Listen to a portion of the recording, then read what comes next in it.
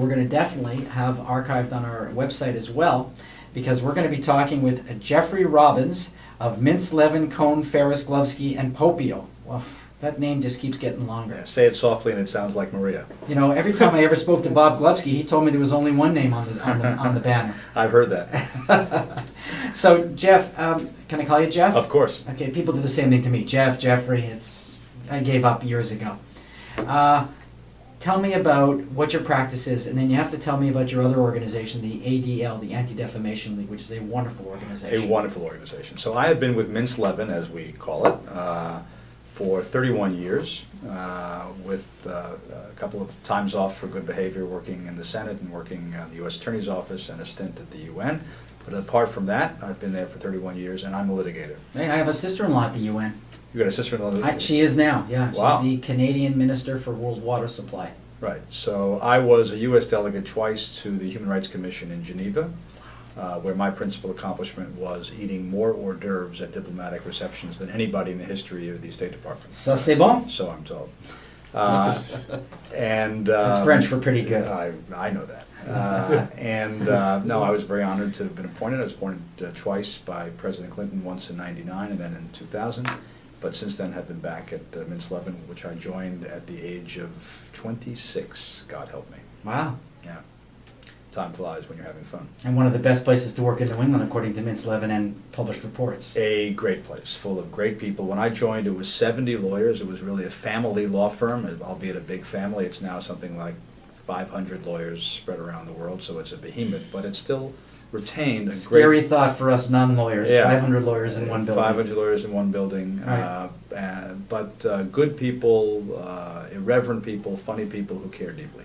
Well, I have to admit it, the lawyers I know from Mintz Levin, I consider all of them friends, even if they're ex-lawyers from Mintz Levin. They're all great guys. Yeah, it's a great place to practice law. Anybody who says that the practice of law is a laugh a minute needs to have her or his head examined. But the fact of the matter is, if you're going to practice law, in my experience, being at Mintz Levin is the place to be. You know, I don't know any business that's a laugh a minute, even the joke business.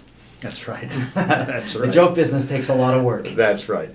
Look, it's demanding. There's a lot of tension. There's a lot of pressure, and people want to perform at a very high level. There's a direct correlation, unfortunately, as you know from your business, between neurosis and excellence. You don't get one without the other.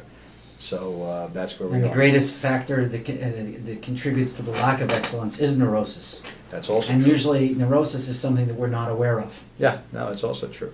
So, but it's an I honorable. don't know why you'd say that about me. It's an honorable profession, look, I've been awfully lucky to be at Mintz Levin for as long as I have.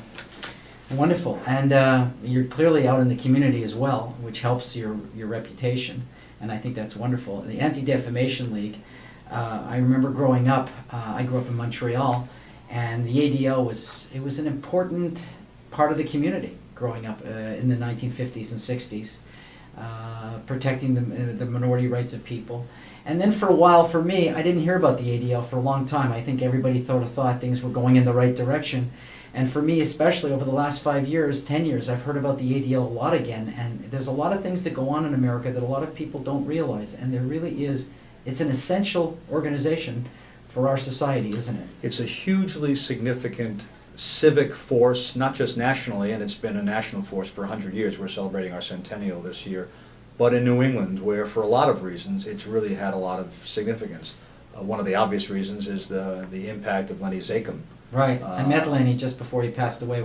He sat right beside each other at breakfast in Tel Aviv. Yeah, a remarkable, inspiring guy who literally inspired dozens and dozens and dozens of people to be involved in the New England region of the ADL.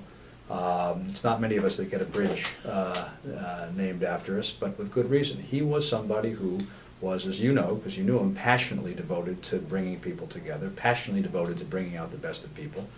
And when people came to me 18 months or so ago and asked me to be chairman of the board in New England, while, you know, at some level you have to have your head examined given the time commitment, nevertheless, I really felt like, as so many people who've been involved in these kinds of organizations have, including yourself, it was something that was important to be done.